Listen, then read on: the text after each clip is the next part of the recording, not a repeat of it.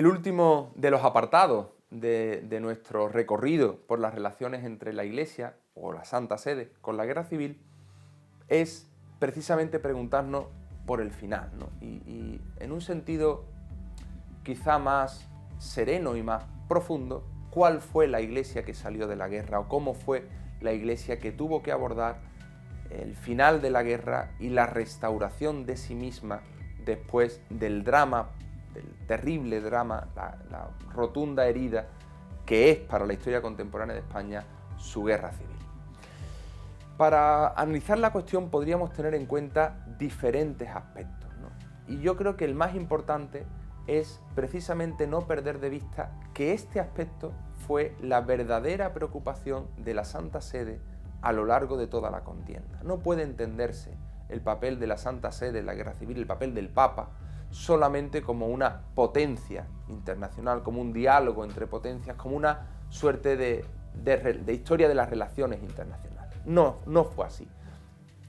A la Santa Sede, al Papa, le preocupaba la Iglesia en España. Y por eso le preocupaba la Iglesia que sufría en España, la Iglesia que enfrentaba peligros graves en España y la Iglesia que tenía que superar la guerra, tenía que salir de la guerra y en qué condiciones había de hacerlo. Desde esta preocupación hay diferentes elementos que pueden dibujarnos cuál fue esta realidad. Un segundo aspecto que debe tenerse en cuenta es la disparidad de situaciones dependiendo del territorio. Esto es un aspecto que se ve muy bien en el recorrido que Antoniuti va haciendo por la iglesia, cuando visita las iglesias. Me refiero a las iglesias en sentido no solamente del edificio físico, sino de las comunidades cristianas, de los grupos cristianos, la iglesia en términos humanos, en aquellas zonas que van progresivamente incorporándose a la zona nacional. Antoniuti va haciendo, durante su etapa en España, entre julio del año 37 y junio del año 38, va haciendo una visita a cada una de esas zonas.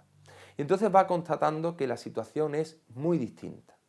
porque mientras que en muchos lugares hay una necesidad grave de Dios, del consuelo de la fe, de la vuelta a la restauración de la práctica religiosa, hay muchos niños a los que bautizar, muchos matrimonios que se han casado en virtud en secreto y con testigos mínimos que conviene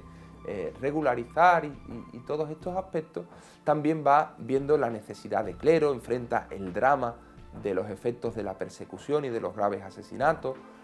la pérdida dramática, no solamente del patrimonio por cuanto el patrimonio, por la pérdida material que suponía, sino por la herida simbólica que a la iglesia de cada lugar le suponía, ¿no? Haber visto su iglesia profanada, a veces convertida en cuadras o en mercados, como le ocurre cuando visita la zona de Aragón.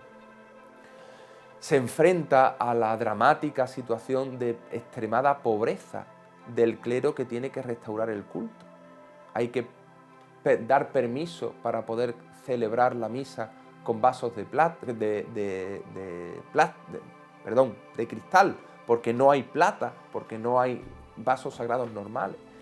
Se permite que el clero utilice una casulla y unos ornamentos litúrgicos de color distinto al que prescribe el ritual, porque no hay otro. Lo que sí se prohíbe siempre es que el sacerdote celebre sin estar revestido, pero sí podía estar revestido de otro color por la extremada pobreza. Dedica importantes sumas de dinero a conseguir él misales, casullas, estolas para poder vestir al clero que a veces había sobrevivido pues escondiéndose en el campo, en aquellas zonas que habían estado bajo dominio de la zona republicana. Otro aspecto importante es la distribución del clero, porque en muchas ocasiones el clero estaba concentrado en las ciudades, a la sombra de donde era más fácil encontrar alguna capellanía, algún beneficio que pudiera sostener a un clero que era pobre, que tenía dificultades generalmente para salir adelante y que por lo tanto dejaba desatendida buena parte de la población que necesitaba la atención espiritual, ¿no? Esto lo denuncia Antoniuti, por ejemplo, en los casos de Covadonga o del Pilar, ¿no? Donde él dice que sobran curas en el entorno de las ciudades y faltan en una zona, por ejemplo, tan complicada como Asturias, donde él mismo experimenta el profundo rechazo a la Iglesia y a la fe tenido por el ambiente pues, muy ideologizado a la izquierda de los mineros y de la zona asturiana. Esta diversidad de situaciones también tenemos que tenerla en cuenta pues, a grandes rasgos, porque hay otras zonas de España donde no hubo guerra civil, por así decirlo, donde desde el principio o muy desde el comienzo de la guerra se estuvo del lado que terminó venciendo y por lo tanto no hubo esa destrucción de patrimonio, no hubo esa persecución religiosa y a veces el problema, y esto lo insistía Gomá, era la indolencia, la falta de comprensión y de solidaridad o la falta de espíritu de penitencia, por hablar en términos de la época,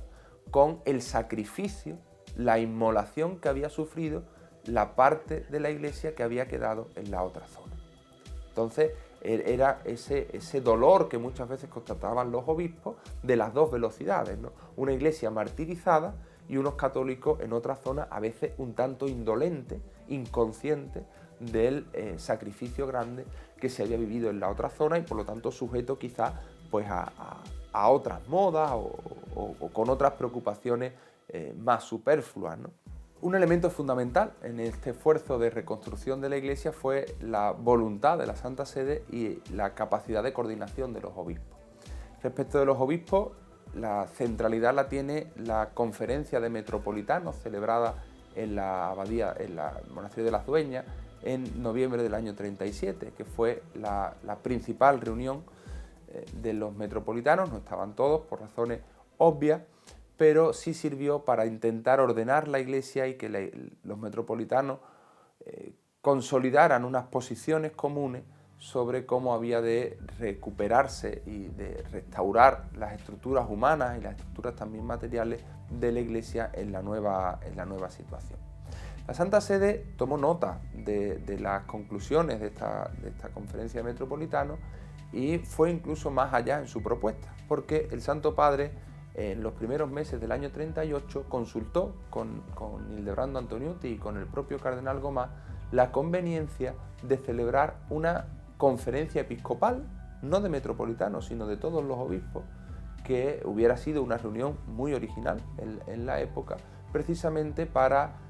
abordar pues la dureza de la situación que tenía que enfrentar la Iglesia en España. La propuesta, aun siendo muy estimada por quienes tenían que verter su opinión sobre ella,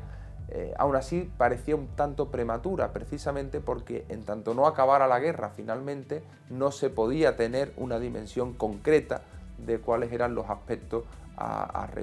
revisar y a corregir y a restaurar, ¿no? Precisamente porque todavía en ese momento, faltaba un año casi para el final de la guerra civil, pues faltaba por valorar la magnitud del ataque o de los daños sufridos en toda la zona que permanecía bajo control republicano. Otra dimensión que, pues, por eso, como digo, se desestimó esta idea, pero bueno, creo que el mero hecho de haberla planteado pues es significativo. Otro elemento que puede tenerse en cuenta a la hora de valorar la Iglesia que tenía que salir fue la experiencia de la penitencia o de la expiación, que es un proceso relativamente simétrico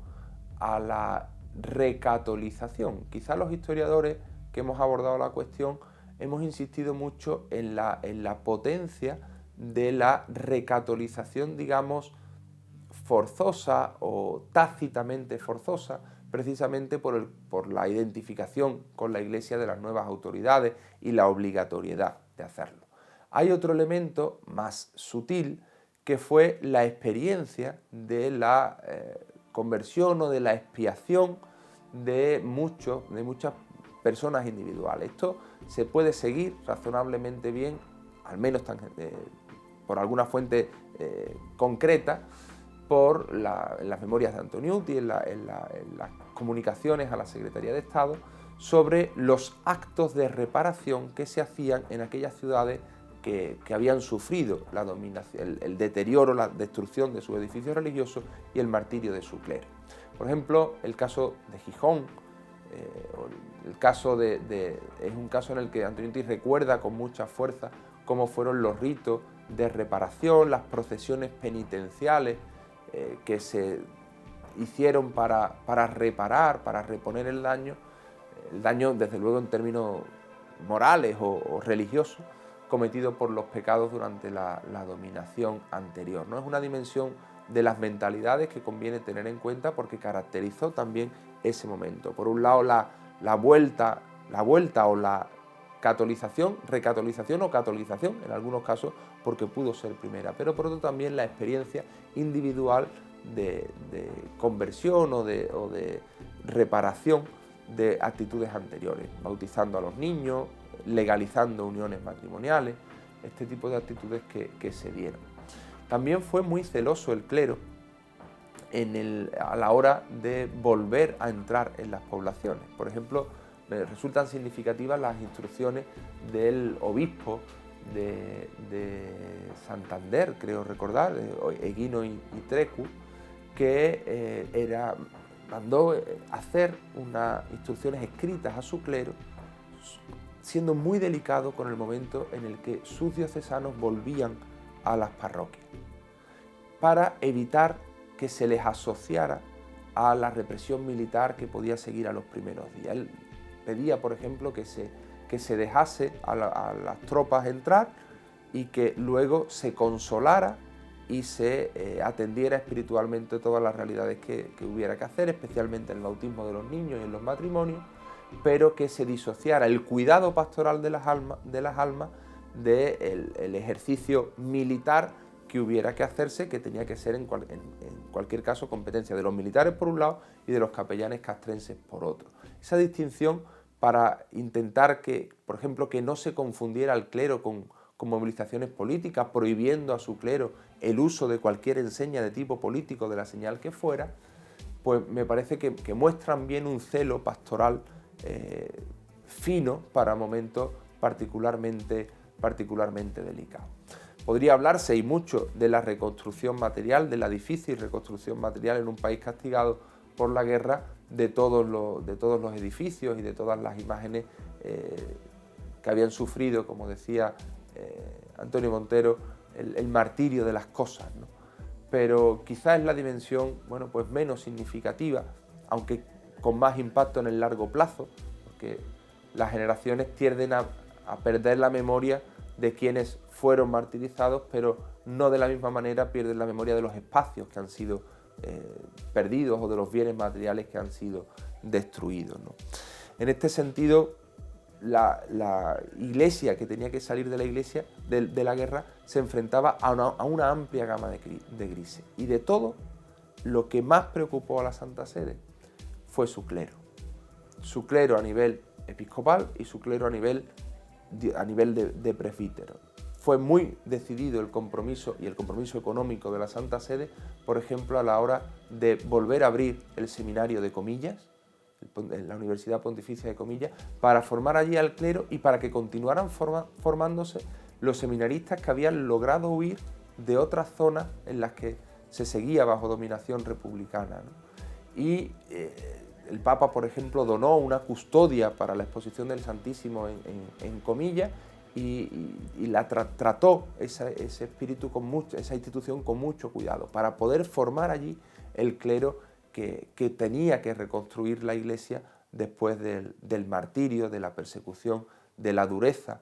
y de los peligros que caracterizaron los años del 36 al 39 para los católicos españoles.